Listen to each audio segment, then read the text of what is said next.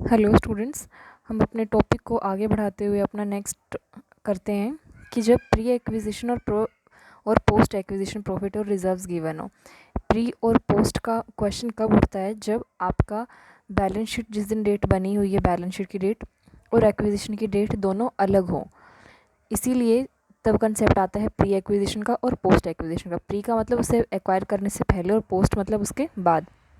तो ऐसे में क्या होता है कि जब होल्डिंग कंपनी का शेयर होता है, प्री एक्विजिशन रिज़र्व, जो भी प्री एक्वायर करने से पहले का जो भी रिज़र्व होगा या प्रॉफिट होगा, वो प्रॉफिट माना जाएगा कैपिटल प्रॉफिट। और पोस्ट एक्विजिशन का जो भी प्रॉफिट या लॉस होगा, वो किस नेचर का प्रॉफिट या लॉस होगा? रेवेन्यू नेचर का। तो जो कैपिटल नेचर का प्रॉफिट है उसका आप यूज़ करेंगे जब आप गुडविल की या कैपिटल रिजर्व की कैलकुलेशन करते हैं। कैपिटल नेचर के प्रॉफिट को आप इनकी कैलकुलेशन के वक्त यूज़ करेंगे। इस प्रॉफिट को आप कंसोलिडेटेड बैलेंस शीट में नहीं दिखाएंगे क्योंकि ये प्री से पहले का है, और प्री से पहले की जो भी चीज़ें हैं वो आपने सिर्फ गुडविल को और कैपिटल प्रॉफिट के कंसिडरेशन के लिए उसे यूज़ करना है। उसके बाद का जो प्रॉफिट है उस प्रॉफिट को रिवेन्यू नेचर का माना जाएगा, जो कि पोस्ट एक्विजिशन का होता है। इसको आप अपनी कंसोलिडेटेड बैलेंस शीट में रिवेन्यू प्रॉफिट की कंसिडरेशन के अंदर इसको दिखाओगे। जहाँ पे आप अपना प्रॉफिट दिखाते हो बैलेंस शीट में रिजर्व एंड सरप्लस में, वहाँ पर अलग से प्रॉफिट का हेडिंग बना के इसको वहाँ दिखाएंगे हम। अब इलस्ट्रेशन देख लेते हैं कि एच और एस लिमिटेड है। अब देखो, बैलेंस शीट की डेट है 31 मार्च 2016। शेयर कैपिटल है दोनों की। उसके बाद गिवन है जनरल रिजर्व है दोनों के, सरप्लस दोनों के गिवन है। लाइबिलिटीज़ हैं, असेट्स हैं। असेट्स में फिक्स्ड असेट्स है और इन्वेस्टमेंट है ओनली 7500 शेयर्स की, एस लिमिटेड एट कॉस्ट। अब देखो, 7500 की इन्वेस्टमेंट है सिर्फ, और शेयर कैपिटल के अकॉर्डिंग शेयर कितने बन रहे हैं इसके? 100 रुपये का एक शेयर है। तो इसका मतलब कि शेयर तो बने हैं कितने? 10,000 शेयर बने हैं, और आपने कितने खरीदे हैं? सिर्फ 75,000 खरीदे हैं एच लिमिटेड ने एस में। तो इनका जो ये रेशियो बनेगा वो बनेगा 3/4 का। इसका 3/4 का मतलब होता है 75%। तो 75% की मतलब कि एच की होल्डिंग है 75% की, और बचा 25%, वो क्या है? माइनॉरिटी इंटरेस्ट है।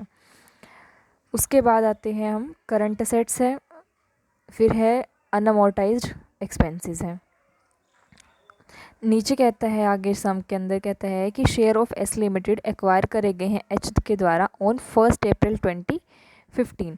इसका मतलब एक्विजिशन की डेट और बैलेंस शीट जो बनी है वो दोनों डिफरेंट हैं। On which date the general reserve और स्टेटमेंट ऑफ P&L ने जो बैलेंस शो किया है वो है 2,20,000 का और 20,000 का। जनरल रिजर्व तो 220 के हैं, और प्रॉफिट एंड लॉस का बैलेंस है 20,000 का। अनअमोर्टाइज्ड जो एक्सपेंसेस थे बैलेंस शीट में गिवन है, were not return of during the year. ये साल के ड्यूरिंग में इनको राइट ऑफ नहीं करा गया है, तो हम इनको भी कंसिडर करेंगे 2015 में, जब हम प्री एक्विजिशन का प्रॉफिट की कैलकुलेशन करेंगे। अब इसका सोल्यूशन शुरू करते हैं। देखो, सबसे पहले आपने वर्किंग नोट में सबसे पहले आपकी कैलकुलेशन का हिस्सा क्या होना चाहिए? आपको ये दिखाना है कि आपकी होल्डिंग कंपनी की कितने परसेंट की होल्डिंग है और कितने परसेंट का माइनॉरिटी इंटरेस्ट है। तो अब यहाँ पे हमारी होल्डिंग कितने की बनी है? 75% की। वो बता दिया आपको मैंने कैसे बनी। 7,500 शेयर्स हैं और 10,000 टोटल है। तो ये जो होल्डिंग बनी ये 75% बनी है। ठीक है। अब इसके बाद हम कैलकुलेशन करेंगे हमारा कैपिटल प्रॉफिट जो प्री एक्विजिशन है, उसके बाद पोस्ट एक्विजिशन, इन दोनों प्रॉफिट की कैलकुलेशन करते हैं। तो देखो, जनरल रिजर्व 1,000 2015 को इतना था, उसमें हमारा प्रॉफिट था 20,000 का, दोनों को ऐड किया 2,40,000 हो गए। उसके बाद हमारे 2015 के भी अनअमोर्टाइज्ड एक्सपेंसेस हैं। क्यों? क्योंकि 2016 की जो बैलेंस शीट है उसके में हमें दे रखे हैं वे, और बोला है कि इनको राइट ऑफ नहीं करा गया। ये पिछले साल से ही अभी तक चलते आ रहे हैं। तो वे हैं 25,000 के, वे हमें माइनस करने पड़ेंगे। तो एट द एंड नेट हमारा कितना बना? 2,15,000 का 2015 का प्रॉफिट है। ये 2015 का प्रॉफिट है, ये हमारा बना 2,15,000 का। अब इसमें से हम शेयर निकाल लेंगे इसका, होल्डिंग कंपनी का। अब इसके बाद ये कहता है कि रिवेन्यू प्रॉफिट कितने का बनेगा। फिर रिवेन्यू प्रॉफिट देखो 2016 में आपको बैलेंस शीट के अंदर गिवन है जनरल रिज़र्व 2,80,000 का, P&L गिवन है आपको 90,000 का। दोनों को टोटल किया, माइनस करेंगे उस साल के अनअमोर्टाइज्ड एक्सपेंसेस, बना कितना 3,45,000 का। अब ये हमारा है 2016 का प्रॉफिट, और 2015 का भी हमने कैलकुलेट किया था, वो बनता है हमारा 2,15,000 का। तो जो बाकी प्रॉफिट है वो हमारा क्या बनेगा, रिवेन्यू प्रॉफिट। क्योंकि ये रिवेन्यू प्रॉफिट का मतलब क्या है कि ये ड्यूरिंग द ईयर अर्न करा है हमने। देखो 3,45,000 साल के एंड का है। अब साल के एंड का और साल के पिछले साल से हमारा कितना बिलोंग करता है, 2,15,000 का। तो अब ड्यूरिंग द ईयर कितना है, दोनों को माइनस करके निकालेंगे वो, क्योंकि ये एट द एंड है और ये साल के शुरू का है। तो दोनों को माइनस किया तो ड्यूरिंग द ईयर का निकल के आ गया 1,30,000। फिर है कैलकुलेशन ऑफ गुडविल या कॉस्ट ऑफ कंट्रोल या कैपिटल प्रॉफिट, वो हमें देखना पड़ेगा कि हमारा बना क्या है। तो ये देखने के लिए हम क्या, हमारी कैलकुलेशन का पहले हिस्सा रहेगा कि हम ये देखेंगे कि हमने दूसरे की कंपनी में शेयर खरीदने के लिए कितना अमाउंट हमने दिया है। तो वो आपको कहाँ से दिखेगा, आपकी बैलेंस शीट से दिखेगा। आपने कितना अमाउंट दिया है, 9,50,000। अब इस 9,50,000 आपने दिया, आपको इसके रिटर्न में क्या क्या मिला है। आपको इसके रिटर्न में मिला है, एक तो इसकी शेयर कैपिटल में से 3/4 हिस्सा मिलेगा। शेयर कैपिटल कितने की है, 10 लाख की है। अभी हमने देखी थी बैलेंस शीट में, ये शेयर कैपिटल 10 लाख की, ये रही आपकी शेयर कैपिटल 10 लाख रुपए की। एक तो आपको इसमें से 75% निकालना है अपना। फिर आपको जनरल रिज़र्व में से निकालना है। अब देखो, अब तक जो हम क्वेश्चन करते आए हैं उसमें हमने उठाया सीधा यहाँ से जनरल रिज़र्व, उसका निकाल लेते थे। अब हमने क्या करना है कि जो हमारा प्री और पोस्ट, अब इसमें डेट अलग है, इसीलिए अब हम सीधा जाके कहाँ से उठाएंगे, जो हमने ये कैपिटल प्रॉफिट का कैलकुलेशन कर रखी है, ये इसका उठाएंगे हम। तो क्यों कैपिटल प्रॉफिट का कितना आ गया हमारा, 2,15,000, उसका 3/4 ये निकल के आया। तो दोनों को ऐड किया हमने, शेयर कैपिटल का प्लस रिजर्व्स और प्रॉफिट का, 9,11,000 टोटल बना। और हमने इतना हमें देना चाहिए था 9,11,000, और हमने दिया कितना है, 9,50,000। इसका मतलब हमने एक्स्ट्रा अमाउंट दिया है। वो एक्स्ट्रा अमाउंट जो कि बना है 38,750 का, ये माना जाएगा कि आपने इतना एक्स्ट्रा अमाउंट कंपनी की गुडविल के लिए आपने पे करा है। तो इसको हम बैलेंस शीट में इंटेंजिबल एसेट्स में दिखा देंगे। फिर है हमारा आता है माइनॉरिटी इंटरेस्ट। माइनॉरिटी कितनी थी हमारी, 25% की। तो अब सभी चीज़ों में से माइनॉरिटी का इंटरेस्ट निकालेंगे। सभी चीज़ों में से किन से, एक तो शेयर कैपिटल में से जो 10 लाख की है। फिर इस साल का रिज़र्व कितना है, 280 गिवन है, उसमें से निकालेंगे, ये बैलेंस शीट में गिवन है आपकी। फिर आपका प्रॉफिट एंड लॉस का बैलेंस ही है इतना, उसका 1/4 निकालेंगे। फिर है अनअमोर्टाइज जो एक्सपेंसेस हैं वे लेस होंगे, लेकिन उसका कितना हिस्सा लेस होगा, सिर्फ 1/4 हिस्सा लेस होगा। ये आपका बना माइनॉरिटी का इंटरेस्ट। इसको आप कहाँ शो करोगे, बैलेंस शीट में लाइबिलिटीज़ वाली साइड में, शेयर कैपिटल के की हेडिंग के नीचे। अब आपको सारे अमाउंट्स उठा के बैलेंस शीट में डालनी है। शेयर कैपिटल एच की लिखेंगे सिर्फ 25 लाख। अब ये कंसोलिडेटेड है इसीलिए सिर्फ एक ही कंपनी की लिख रहे हैं हम। रिजर्व्स एंड सरप्लस का आपका 8,47,500 देखो कैसे आया। आपको reserves and surplus H limited का गिवन है 5,50,000। प्रॉफिट एंड लॉस का बैलेंस है आपका 2 लाख, जिसमें से कि आपने फिर 1,30,000 के प्रॉफिट में से आपका हिस्सा है 1,30,000 का प्रॉफिट कौन सा, आपका रिवेन्यू नेचर का प्रॉफिट। अब आप कंसोलिडेटेड बैलेंस शीट बना रहे हो तो आप प्री का नहीं लिखोगे यहाँ, आफ्टर एक्विजिशन का जो प्रॉफिट है वो, और वो कौन सा प्रॉफिट होता है आपका, रिवेन्यू नेचर का प्रॉफिट होता है। और रिवेन्यू नेचर का प्रॉफिट हमने यहाँ पे कैलकुलेशन करके निकाला है 1,30,000 है। तो इस 1,30,000 में से जो एच लिमिटेड का हिस्सा है वो हिस्सा निकलता है उसका 1,30,000 का 3/4 97,500। तो ये सब टोटल मिला के आपका जनरल रिज़र्व का शेयर होल्डर रिज़र्व बन गया आपका कितना, 8,47,000।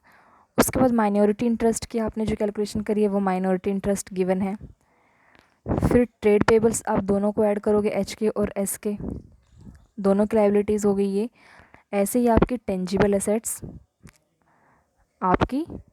एसेट्स दोनों की ऐड करके लिखोगे। फिर इंटेंजिबल है आपकी गुडविल। करंट एसेट्स में भी एच और एस का दोनों का टोटल। इस तरह आपका ये सम हो जाता है। अब आपका एक अलग टॉपिक है। अब तक जो हमने टॉपिक किया उसमें क्या था कि भले ही आपकी एक्विजिशन की और बैलेंस शीट बनाने की डेट अलग अलग है, लेकिन दोनों क्या थी, ईयर एंड की है, कि आपने ईयर एंड में एक्वायर करा है और आपकी बैलेंस शीट भी ईयर एंड में बनी हुई है। सारे अलग अलग हैं लेकिन अकरेंस सेम है कि एंडिंग ईयर है। अब ये कहता है, अब हमारे पास केस आता है कि अगर आपका एक्विजिशन ड्यूरिंग द ईयर हुआ है, ठीक है, वो 31 मार्च को ही थी ना एक्विजिशन पिछले समय।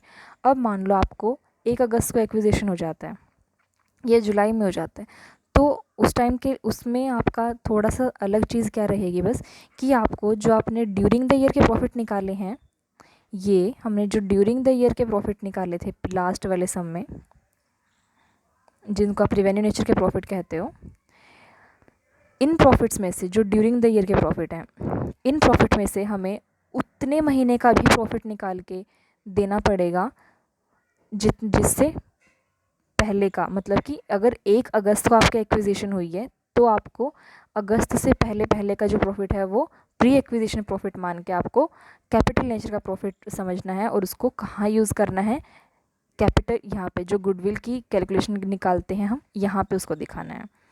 सिर्फ ये चेंज है उस सम में। इसकी इलस्ट्रेशन देखो, यहाँ पे कहता है कि बैलेंस शीट जो बनी वो तो 31 मार्च 2016 की है। यहाँ पर भी 2 कंपनीज़ हैं आपकी, स्वरूपा और करूपा, ये 2 कंपनीज़ हैं आपकी। देखो इसमें 20 रुपये का एक शेयर है, 60 लाख है और इसकी 5 लाख कैपिटल है, 15 लाख है। जनरल रिज़र्व है, दोनों के सरप्लस हैं, सब कुछ देखो वही सब चीज़ें गिवन हैं जो अब तक हमारी चलती आई हैं। इसके बाद कहते हैं कि शेयर्स जो हैं करूपा की वर एक्वायर्ड बाय स्वरूपा ऑन 1 जुलाई 2015। इसका मतलब कितने महीने एक्स्ट्रा हो गए, 3 महीने के बाद एक्विजिशन हुआ है। फिर आगे कहता है ऑन 31 मार्च 2015 करूपा की जो बैलेंस शीट का जो समरी है वो उसमें कहता है कि जनरल रिजर्व 240 के थे और P&L 1 लाख का था। No part of unamortised expenses write off नहीं करे गए। इसका मतलब ये भी प्री एक्विजिशन में, जैसे हमने पिछले सम में कैलकुलेशन करते वक्त माइनस किए थे, ये भी हम प्री एक्विजिशन प्रॉफिट में कैलकुलेशन करते वक्त माइनस करेंगे। फिर आगे कहते हैं कि प्रिपेयर करनी है consolidated balance sheet of both the companies on 31 मार्च 2016। तो इसकी सारी कैलकुलेशन वैसे ही रहेगी जैसे हमने पिछले सम में करी है, बस थोड़ा सा चेंज आएगा, वो मैंने आपको बता दिया कि 3 महीने का आपको एक्स्ट्रा प्रॉफिट निकाल के प्री एक्विजिशन में ऐड करना पड़ेगा। अब वो कैसे करना है वो देखते हैं। सबसे पहले आपका क्या काम होना चाहिए, आपको ये देखना है कि कितना परसेंटेज होल्डिंग है होल्डिंग कंपनी की और कितना माइनॉरिटी इंटरेस्ट बनता है। तो ये देखो, अब 15 लाख उसकी कैपिटल थी, 20 रुपये का एक शेयर है, तो उस शेयर नंबर ऑफ़ शेयर कितने बने उसके, 75,000 शेयर बने हैं। टोटल 75,000 शेयर बने हैं जब, और स्वरूपा की होल्डिंग कितनी है 45,000 की, तो परसेंटेज कितनी आ गई है 60% होल्डिंग आ गई। इसका मतलब स्वरूपा की करूपा लिमिटेड कंपनी में ओनली 60% होल्डिंग है, बाकी का 40% क्या है, माइनॉरिटी इंटरेस्ट है। तो आप कंसोलिडेटेड बैलेंस शीट में जो आप होल्डिंग अपनी होल्डिंग कंपनी की शेयर निकालोगे सभी का, वो 60% के हिसाब से निकालोगे। ठीक है, चलो अब हमें प्री एक्विजिशन प्रॉफिट निकालना, उसके लिए हमें क्या क्या चाहिए, 2015 का जनरल रिजर्व दे रखा 240, फिर 2015 का P&L दे रखा 1 लाख, दोनों को ऐड करेंगे। अब 3 महीने का और प्रॉफिट चाहिए हमें। 3 महीने का प्रॉफिट निकालने के लिए हमें क्या करना है, 3 महीने का प्रॉफिट निकालने के लिए आपको ड्यूरिंग द ईयर का प्रॉफिट निकालना पड़ेगा, उसका फिर 3 महीने का निकाल दो, मल्टीप्लाई 3/12 करके। अब ड्यूरिंग द ईयर का प्रॉफिट कैसे निकलेगा, आपको बैलेंस शीट में देखो क्लोजिंग प्रॉफिट कितना गिवन है, बैलेंस शीट में आपको क्लोजिंग सरप्लस गिवन है 2 लाख रुपए का। आपको बैलेंस शीट में ये 2 लाख रुपए दे रखा है, 2 लाख रुपए का आपका क्लोजिंग प्रॉफिट है। ये प्रॉफिट हो गया। अब इसमें हम ऐड करेंगे रिजर्व्स कितने हैं ड्यूरिंग द ईयर के। ड्यूरिंग द ईयर के रिजर्व कैसे देखेंगे? एट द एंड की रिजर्व तो हमें दे रखे हैं 3 लाख रुपए, ये 3 लाख रुपए एट द एंड के है ना ये। और शुरू के कितने हैं? 2015 की एंडिंग 2016 की शुरुआत होगी ना, तो शुरुआत के प्रॉफिट है वो जनरल रिजर्व है आपका 240 का। तो मतलब ड्यूरिंग द ईयर के रिजर्व्स कितने बन गए आपके? 60,000 के। माइनस करेंगे इसमें से opening balance of profit. Profit मतलब कि ड्यूरिंग द ईयर का प्रॉफिट। जैसे आपने ड्यूरिंग द ईयर का रिजर्व निकाला है, ऐसे आपका ड्यूरिंग द ईयर का प्रॉफिट होगा। आपको ओपनिंग प्रॉफिट कितना है? 1 लाख रुपए का। ये भी माइनस करेंगे। तो ड्यूरिंग द ईयर का अब आपका प्रॉफिट एट द एंड कितना बन गया? 1,60,000 रुपये। 1,60,000 बन गया। अब इस 1,60,000 में से आप 3 महीने का प्रॉफिट निकालो, क्योंकि 3 महीने के बाद एक्विजिशन हुआ है 2015 के जब 2016 का फाइनेंशियल ईयर शुरू हो गया था, उसमें 3 महीने के बाद एक्विजिशन हुआ। तो 3 महीने का प्रॉफिट आप निकालोगे, 1,60,000 को मल्टीप्लाई करोगे 3/12 से, 40,000 आपका 3 महीने का प्रॉफिट आ गया एक्विजिशन होने से पहले। इसका मतलब आप प्री एक्विजिशन जब प्रॉफिट निकालोगे उसमें ये 40,000 भी ऐड करोगे। तो बस ये 40,000 हमने वही ऐड कर रखे हैं। ये आपका टोटल हो गया। अब इसमें से माइनस करेंगे अनअमोर्टाइज्ड एक्सपेंसेस, क्योंकि उनको राइट ऑफ नहीं किया गया है। माइनस किया, एट द एंड हमारा कैपिटल प्रॉफिट क्या बना प्री एक्विजिशन का? 3,69,500। ठीक है, ये हमारा क्या बना? Capital profit. अब हमें क्या देखना है? अपना कैपिटल रिजर्व की कैलकुलेशन करनी है हमें। देखते हैं गुडविल बनती है या कैपिटल रिजर्व बनता है। तो उसके लिए हमें क्या देखना होता है कि हमने पहले अमाउंट दिया कितने अमाउंट की हमने इन्वेस्टमेंट करी है, वो आपको कहाँ से पता चलेगी? बैलेंस शीट में इन्वेस्टमेंट की साइड में जाएंगे आप। कितने की इन्वेस्टमेंट हुई आपकी? 11 लाख रुपए की। इसका मतलब आपने 11 लाख दिए हैं और बदले में आपको मिला क्या क्या है? आप इसके शेयर कैपिटल में से हिस्सा निकालोगे, 12 लाख में से निकालोगे हिस्सा। पहले 15 लाख है उसकी कैपिटल, सॉरी 12 नहीं है 15 है। तो 15 लाख में से 60% आपका हिस्सा कितना बना? ये। फिर आपने कैपिटल रिजर्व जो निकाला है इसमें से आपका कितना हिस्सा है? 60% है। दोनों को ऐड करके इसमें से माइनस करेंगे तो क्या बना आपका? आपको इसका मतलब है आपको इतना देना चाहिए था। कितना है ये? 11,21,000। आपने दिया कितने? सिर्फ 11 लाख। इसका तो आपने कम दिया है, तो आपको प्रॉफिट हुआ है 21,700 रुपये का। अब ये प्रॉफिट आप कहाँ दिखाओगे? बैलेंस शीट में जनरल रिजर्व और सरप्लस जब आप दिखाओगे उस टाइम प्रॉफिट के हेडिंग में आप इसे कैपिटल रिजर्व दिखा के ऐड करोगे। इसके बाद हमारा आता है माइनॉरिटी इंटरेस्ट की कैलकुलेशन। माइनॉरिटी का इंटरेस्ट कैसे करेंगे? शेयर कैपिटल 15 लाख की, उसमें से 40% निकाल दिया।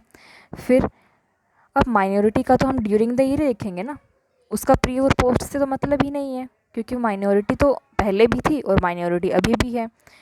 तो माइनॉरिटी का साल के एंड में हमारे पास रिजर्व में कितना हिस्सा निकलता है? 40%। प्रॉफिट में इतना हिस्सा निकलता है। माइनस करेंगे अमोर्टाइजेशन एक्सपेंसेस में उसका हिस्सा, तो नेट हमारे पास माइनॉरिटी इंटरेस्ट आ गया 795,800। अब हमारी सारी कैलकुलेशंस हो चुकी हैं। अब आपको सिर्फ इनको उठा के बैलेंस शीट में डालना है।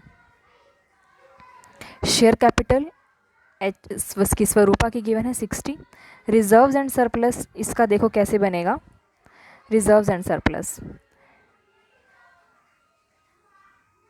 इसकी कैलकुलेशन के लिए आप इसके जो नोट्स गिवन है वहाँ पे देखो। 21,700 का कैपिटल रिजर्व आपने वर्किंग नोट में हमने निकाला है।